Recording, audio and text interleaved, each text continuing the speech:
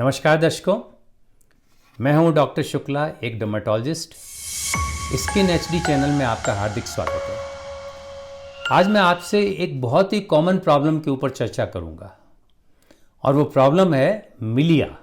आपने नाम बहुत सुना होगा क्योंकि आजकल लोग बहुत कॉन्शियस हो गए हैं, अपने फेस के ऊपर स्किन के बारे में बहुत कॉन्शियस हैं। तो मिलिया क्या होते हैं, ये क्यों हो जाते हैं, इनका क्या उपाय है, यानी ट्रीटमेंट इनका क्या है और इनसे हम कैसे बचें, इन सब बातों के ऊपर मैं आपसे चर्चा करूंगा। तो सबसे पहले देखते हैं मिलिया क्या होते हैं। देखिए, मिलिया छोटे छोटे सफ़ेद रंग के या हल्के पीले रंग के दाने होते हैं, 1 से 2 मिलीमीटर समझ लीजिए साइज़ में। और ये दाने आँखों के पास में होते हैं, ये गाल पे होते हैं या नाक के पास में होते हैं। ये दाने, इनमें कोई सिम्टम्स नहीं है, मतलब ना इनमें दर्द होता है, ना कोई जलन होती है और ना इसमें खुजली आती है, और ये लंबे समय तक बने रहते हैं। तो कई लोग इन मिलिया को समझ लेते हैं कि पिंपल्स हैं, पर ये पिंपल्स नहीं है। पिंपल्स अलग चीज़ होती है। पिंपल्स के बारे में मैं बताऊंगा कि पिंपल्स से इनको कैसे पहचानें, कैसे डिफरेंस करें कि पिंपल्स है कि मिलिया है। तो ये बनते कैसे हैं, मिलिया क्या है, ये क्या होता है, ये कैसे बनते हैं। एक्चुअली मिलिया एक सिस्ट होती है, और सिस्ट कैसे, आप जानते हैं कि अपनी स्किन जो है वो बराबर रीजनरेट होती रहती है, पुरानी स्किन निकल जाती है, नई स्किन बनती रहती है। ये प्रोसेस चलती रहती है बराबर, हर 28 दिन महीने भरे में ये चेंज होता रहता है सारा सारा। तो क्या होता है कि जो पुराने डेड सेल्स होते हैं, स्किन के जो डेड सेल्स होते हैं, वो जो बाहर निकलते हैं, कभी कभी कहीं कहीं किसी जगह वो डेड सेल्स बाहर निकल नहीं पाते और उस स्किन के अंदर ही फंस जाते हैं। उस स्किन में जो नई स्किन आ रही है उसमें ट्रैप हो जाते हैं। तो जहाँ पे वो ट्रैप हो गए, वहाँ पे वो नेचुरली, अगर वहाँ पे स्किन के सेल्स इकट्ठे हो रखे हैं तो वो एक तरह के दाना बन जाता है, एक तरह की हल्की छोटी सी गांठ बन जाती है, और इसलिए ये हार्ड हो जाते हैं वहाँ पे। तो ये एक तरह की सिस्ट है जिसमें डेड सेल्स हैं, स्किन के डेड सेल्स इकट्ठे हुए हैं और वो इस तरह से बन जाते हैं। अब ये क्यों बनते हैं, हर एक के तो नहीं होते हैं। देखिए, एक तो आपने सुना होगा या देखा होगा कि जो नवजात शिशु होते हैं उनके अक्सर मिलिया मिलेंगे आपको देखने को, लेकिन वो बाद में महीने 2 महीने बाद अपने आप गायब हो जाते हैं, एकदम ठीक हो जाते हैं, क्योंकि वो स्किन जब नई नई बनती है, उनका नए स्किन का जो चलता रहता है, डेवलपमेंट होता है, उसमें फंस जाते हैं, पुराने डेड सेल्स फंस जाते हैं। तो एक तो नवजात शिशु में, न्यूबॉर्न्स के अंदर हो जाता है। दूसरा, अगर कहीं स्किन को इंजरी किसी तरह से हुई है, वो इंजरी किसी तरह से हो सकती है, स्किन अगर डैमेज हुई है किसी तरह से, अब चोट लगने के कारण से डैमेज हो गई, या फिर आपके कोई ब्लिस्टर हो गया, वहाँ पे कोई छाला पड़ गया इसलिए डैमेज हो गई, या फिर कोई रैश हो गया इसलिए डैमेज हो गई। तो किसी भी कारण से वहाँ पे अगर स्किन डैमेज हो जाएगी, या बर्न हो गया, मान लो जल गए, कहीं पे स्किन जल गई, तो अक्सर जलने के बाद मिलिया बन जाते हैं, जब ठीक हो जाते हैं उसके बाद मिलिया बन जाते हैं। तो इन सब जगह पे जहाँ भी स्किन डैमेज हो जाएगी वहाँ पे ये मिलिया बन सकते हैं। दूसरा कारण ये हो सकता है कि अगर स्टेरॉइड्स का यूज आपने लंबे समय तक किया है तो वहाँ पे मिलिया बन सकते हैं। स्टेरॉइड्स से आप जानते हैं स्किन पतली पड़ जाती है और वहाँ पे फिर इनके डेड स्किन सेल्स के ट्रैप होने के चांसेस बढ़ जाते हैं। तीसरा कारण इनका ये है कि अगर आप काफ़ी मॉइस्चराइजर्स लगाते हैं, या खासकर थिक मॉइस्चराइजर्स लगाते हैं, जैसे कि वैसलीन होती है, तो वहाँ पे भी ऐसा हो सकता है। या कॉस्मेटिक प्रोडक्ट्स हैं, या जो आपके जितने भी बड़े बड़े आप मेकअप प्रोडक्ट्स हैं, वो सब अगर आप यूज़ करते हैं और काफ़ी यूज़ करते हैं, बहुत ज़्यादा यूज़ करते हैं, तो वहाँ भी मिलिया बनने के चांसेस हो जाते हैं। अगर वहाँ पे कोई स्किन की डिजीज़ हो गई हो तब भी मिलिया बन सकते हैं, जैसे कोई एक्जिमा हो गया हो, रोजेशिया हो गया हो, या डैंड्रफ इवन हो गया हो, तो वहाँ पे भी मिलिया बन सकते हैं। तो ये तो कारण थे मिलिया बनने के, इन कारणों से मिलिया बन सकते हैं।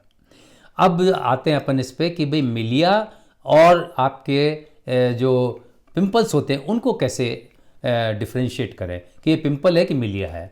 तो देखिए, पिंपल्स की जो स्टार्टिंग पॉइंट होता है, या जो स्टार्टिंग स्टेज होती है, वो होती है आपके वाइट हेड, जिसको बोलते हैं वाइट हेड।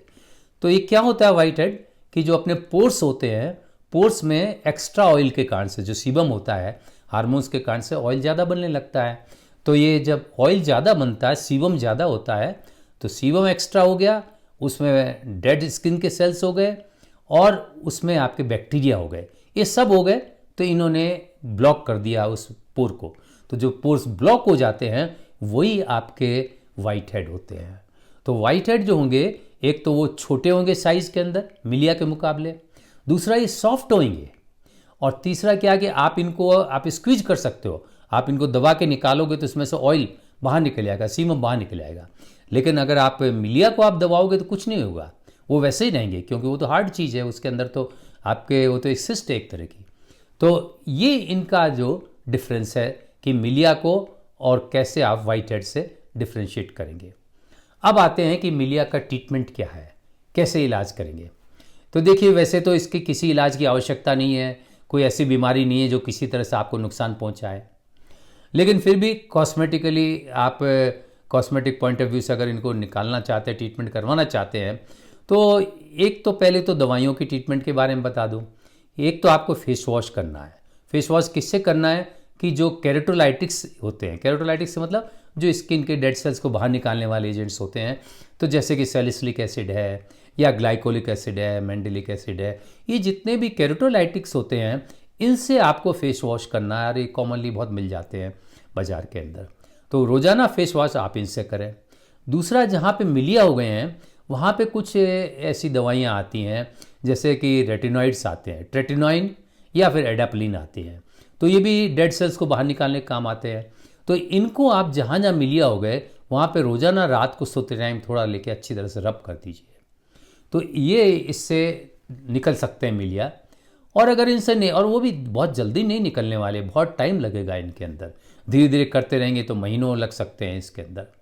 और अगर इनसे ठीक नहीं हुआ तो फिर आपको डॉक्टर के पास जाना पड़ेगा, स्किन स्पेशलिस्ट के पास जाना पड़ेगा, वो इनको निकालेंगे। तो किस तरह से निकालते हैं, निकालने के 2-3 साधन हैं उनके पास में। एक तो इंस्ट्रूमेंट होता है इसका, उससे इसको प्रिक कर सकते हैं, छोटा सा चुभाने का होता है, और इसको प्रिक करेंगे तो अंदर की जो हार्ड चीज़ होगी, जो डेड सेल्स है स्किन के इकट्ठे हुए, बाहर निकल आएंगे, तो वो फिर स्किन बाद में हील हो जाएगी, ठीक हो जाएंगे। तो इस तरह से उनको मिलिया को बाहर निकाल सकते हैं। दूसरा, आप यहाँ पे कॉटरी कर सकते हैं। कॉटरी रेडियो फ्रीक्वेंसी कॉटरी होती है, वो अच्छी होती है।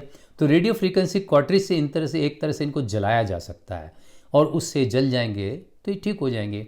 या फिर इनको आपके क्रायो सर्जरी, क्रायो कॉटरी जो होती है वो भी आप कर सकते हैं, तो क्रायोथेरेपी यूज़ कर सकते हैं।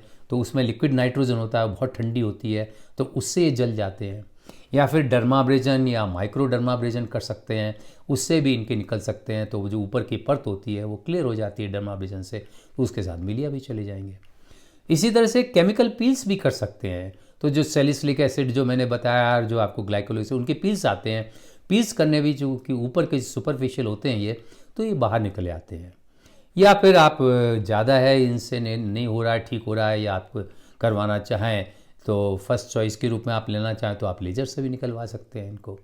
तो इन सब चीज़ों से मिलिया को आप बाहर निकलवा सकते हैं, मिलिया ठीक हो सकते हैं। वैसे तो मैंने कहा कि कोई आवश्यकता नहीं है, लेकिन अगर आपको देखने में अच्छे नहीं लगते हैं तो आप इनको बाहर निकलवा सकते हैं। अब नेक्स्ट जो चीज़ है वो ये है कि आप इनसे बचें कैसे, यानी प्रिवेंशन आप क्या कर सकते हैं, इसके लिए कर सकते हैं आप प्रिवेंशन।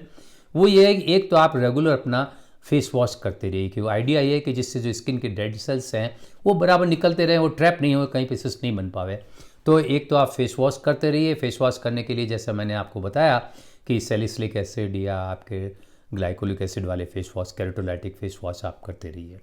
दूसरा, आप जो कॉस्मेटिक्स लगाते हैं उन पे आपको ध्यान देना पड़ेगा कि एक तो बहुत ज़्यादा कॉस्मेटिक्स यूज़ नहीं करें, मेकअप प्रोडक्ट्स बहुत ज़्यादा यूज़ नहीं करें, और ये आपको ध्यान रखना पड़ेगा कि कोई भी थिक कॉस्मेटिक या कोई थिक मॉइस्चराइज़र आप नहीं लगाएं, जैसे कि आपके वेस्लिन है, ऐसे इस टाइप के मॉइस्चराइज़र आप कभी भी यूज़ नहीं करें। अब नेक्स्ट आपका ये है कि आपको चोट वगैरह से बचना पड़ेगा। वैसे तो हर आदमी ध्यान रखता है, लेकिन फिर भी आपको थोड़ा सा स्पेशल ध्यान रखना पड़ेगा कहीं किसी तरह से कोई आपकी चोट वगैरह नहीं लग पावे। अगर आप स्टेरॉइड यूज़ कर रहे हैं डॉक्टर के कहने के कारण से, तो डॉक्टर की सलाह के हिसाब से आप स्टेरॉइड यूज़ करिए कि कितने दिनों तक करना है, कौन सा स्टेरॉइड करना है, क्योंकि लंबे टाइम तक अगर आप स्टेरॉइड यूज़ करेंगे तो मिलिया बनने के चांस हो जाते हैं। तो स्टेरॉइड को ज़्यादा यूज़ नहीं करें। फिर आपको स्किन में हाइड्रेशन मेंटेन करना है।